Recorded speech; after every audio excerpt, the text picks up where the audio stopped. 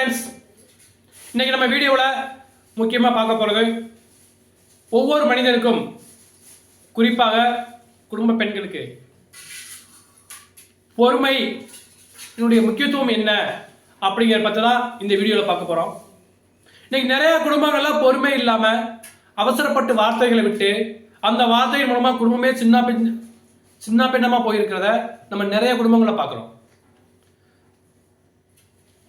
So அதனால் இன்னைக்கு video முழுக்க பொறுமைனா என்ன, அந்த பொறுமையின் மூலம் கிடைக்கக்கூடிய நற்பயன்கள் என்னென்ன அப்படிங்கிற பற்றி தான்.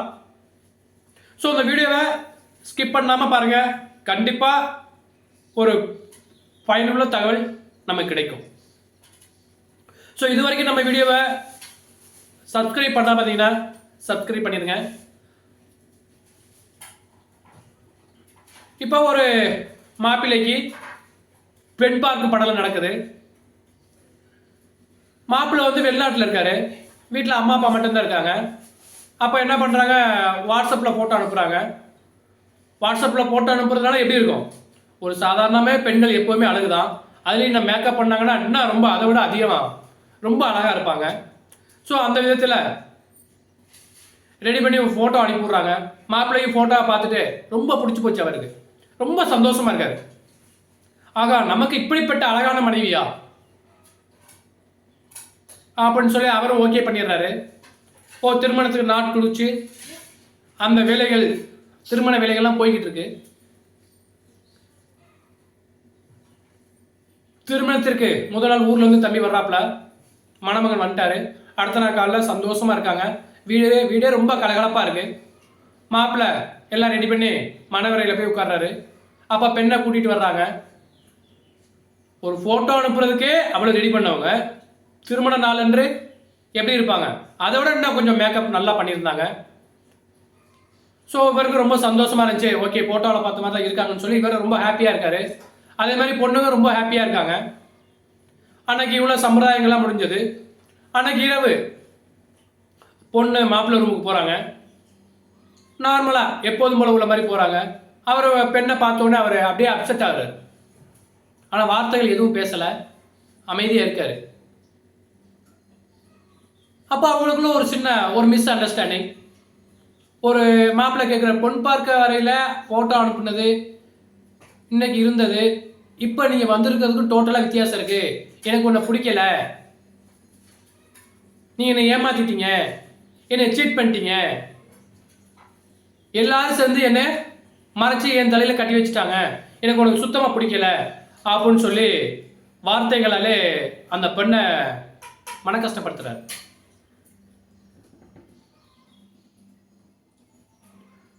அப்போ அந்த பொண்ணு என்ன பண்ணாங்க அப்படின்னா, அவங்களும் பதிலுக்கு பேசாம அமைதியா பொறுமையா இருந்தாங்க.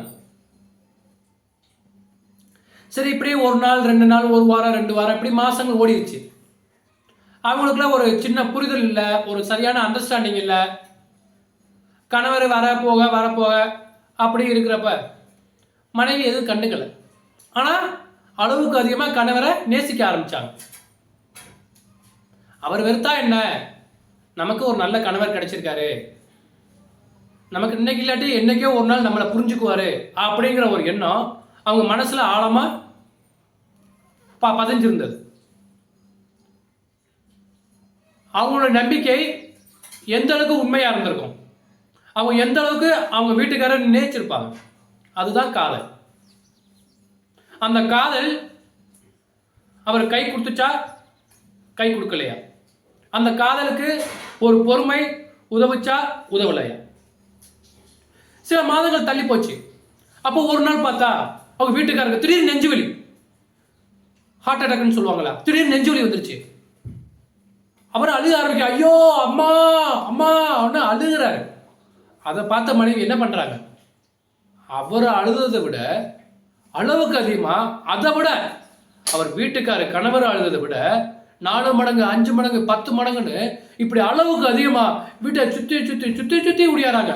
ஐயோ வீட்டுக்காருக்கு முடியல, ஐயோ வீட்டுக்காருக்கு முடியல. அவங்க அம்மா வீட்டுக்கு பதில் சொல்றாங்க, தகவல் சொல்றாங்க, அவருடைய ஃப்ரெண்ட்ஸுக்கு தகவல் சொல்றாங்க, இவங்களுடைய ஃப்ரெண்ட்ஸுக்கு தகவல் சொல்றாங்க. என்ன பண்ணலாம்னு சொல்லி கேட்கையில அந்த முதலுதவின்னு ஒன்று இருக்குல்ல, அந்த இது கொடுத்து அந்த ட்ரீட்மெண்ட் பண்ணிக்கிட்டு இருக்காங்க. பண்ணிக்கிட்டு இருக்கல அவர் நெஞ்செல்லாம் அப்படி அமுக்கி அமுக்கி விடையில அழுகுது அந்த அம்மா. ஏன்னா அந்த அளவுக்கு பாசம், அந்த அளவுக்கு அந்த கணவரை விரும்புறாங்க. இதுதாங்க உண்மையான காதல்.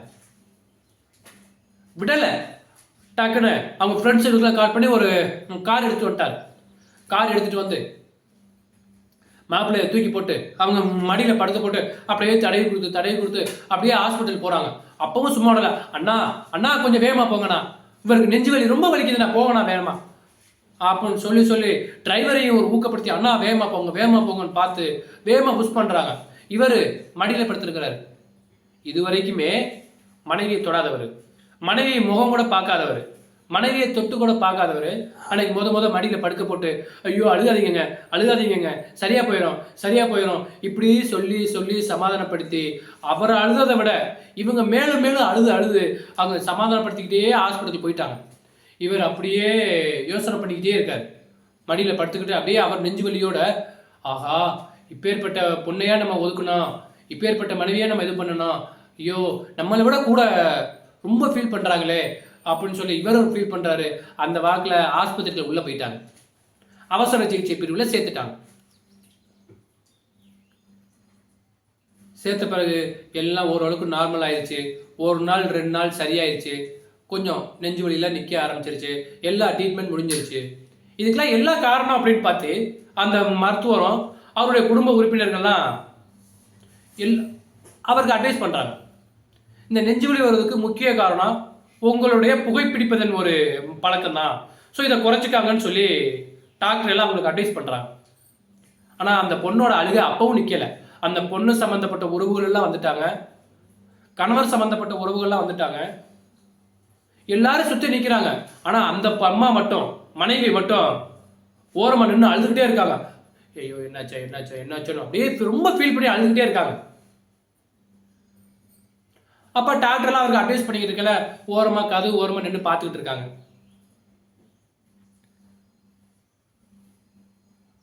எல்லாரும் அவர்கிட்ட விசாரிக்கிறாங்க, எப்படி இருக்க, நல்லா இருக்கியா, அது பண்ண. ஆனால் அவர் மட்டும் என்ன பண்ணாரு, அவங்க மனைவி எங்கே நிற்கிறான்னு பார்த்து அப்படியே கண்ணால் தேடுறாரு, எல்லா பக்கத்துமே தேடுறாரு.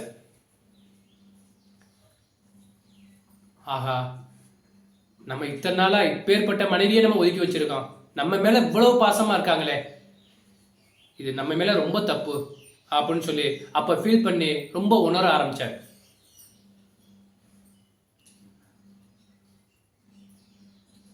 எல்லாம் அப்படி பார்க்குறாரு. பார்த்துட்டு கடைசியை மனைவியை கூப்பிட்றாரு, இங்கே வாமா அப்படின்னு. அதுவும் ஓடி வருது. என்னங்க எப்படி இருக்கீங்களான்னு கேட்குது. நல்லா இருக்கேன். ஆனால் பேசலை, அவரால் பேச முடியல. இவருக்கு ஈகோலாம் இருக்குல்ல, இவர் பேசலை. இத்தனை நாளாக உன்னை விட்டு வச்சேன், என் மேலே தப்பு அப்படின்னு சொல்லி கண்ணுக்கு கண்ணும் பார்த்துக்கிறாங்க, கண்ணோட கண்ணாக பேசிக்கிறாங்க. அப்போ அந்த அம்மா என்ன சொல்கிறாங்க, எல்லாரும் நிற்கிறாங்க, பேச முடியல. ஏங்க நான் உங்களை நேசிக்காமல் வேறு யாரை நேசிக்க போகிறேன், நீங்கள் என்னோட வீட்டுக்காரு, நான் உங்களை நல்லா பார்த்துக்க வேண்டியது என் பொறுப்பு அப்படின்னு சொல்லி கண்ணோட கண்ணாக பார்த்து பேசுகிறாங்க. 2 பேரும் ஒருத்தர் புரிஞ்சுக்கிறாங்க. அப்போ தான் முத கையை பிடிக்கிறார். கையை பிடிச்சி ஒரு வார்த்தை சொல்கிறாரு, இனிமேல் நான் அந்த புகைப்பிடிக்கிற பழக்கத்தை விட்டுறேன், ஏன்னா உனக்காக அப்படின்னு சொல்லி ஒரு இது சொல்கிறாங்க. அப்போவே அந்த அம்மா என்ன பண்ணுது, அப்படியே இருக்க கட்டி பிடிச்சி நெத்தியில் ஒரு முத்தம் கொடுக்குறாங்க. இதுக்கு பேர் தாங்க காதல். இதுக்கு பேர் தாங்க இவ்வளவு நாள் அவங்க பொறுமையாக வந்ததுக்கான ஒரு வெற்றி. அந்த வெற்றிக்கு கிடைச்ச முதல் பரிசு தான் ஒரு அன்பான கணவர் உண்மையாக அவங்க மனைவியை நேசிக்கிறாங்க. ஸோ இன்னைக்கு நிறைய குடும்பத்தில் ஒரு பிரச்சனை வர்றதுக்கு முக்கிய காரணம், ஒவ்வொரு குடும்பத்திலையும் யாரோ ஒருத்தர் பொறுமை இல்லாமல் அவசரப்பட்டு வார்த்தைகள் விடுறதுனால அந்த குடும்பம் இன்னைக்கு சின்ன பின்னமாக போயிடுது. அந்த குடும்பம் சின்ன பின்னமாக ஆகிறதுக்கு அந்த பேச்சுகள் ஒரு கணவனாக இருக்கலாம், இல்லை மனைவியாக இருக்கலாம். ஆக மொத்தத்தில் பிரச்சனை என்பது கணவனுக்கோ மனைவிக்கோ கிடையாது, அவர்களுடைய குடும்பத்துக்கும் அவருடைய குடும்பத்தை சார்ந்த குழந்தைகளுக்கும் தான் வந்து சேரும். ஆதலால் நீங்கள் எவ்வளவு கூடுமான வரைக்கும் பொறுமையாக இருக்கிறீர்களோ, அதாவது அந்த பொண்ணு எப்படி பொறுமையாக இருந்து கணவர் நேசிக்கிற வரைக்கும் எவ்வளவு பொறுமையாக இருந்து காத்திருந்து உண்மையான லவ்வை எப்போ அவர் புரிஞ்சுக்கிட்டாரோ, அதுக்கு பிறகு இனிமேல் அவர் எப்பாவது இந்த வார்த்தை பேசுவார், பேச மாட்டாங்க. அதுக்கு பிறகு வரக்கூடிய நாட்கள் எல்லாமே சந்தோஷமான நாட்களாகவே மாறும். இன்றைய காலகட்டங்களிலும் ஒவ்வொரு வீட்டுக்காரையும், அதாவது கணவரை நேசிக்கக்கூடிய பெண்மணிகளும் நிறைய பேர் இருக்கிறாங்க. ஸோ காதல் புனிதமானது, அதுக்கு ரொம்ப முக்கியம் பொறுமை. இன்று இல்லாவிட்டாலும் ஒரு நாள் பொறுமை நமது வெற்றிக்கு வழிவகுக்கும். நன்றி.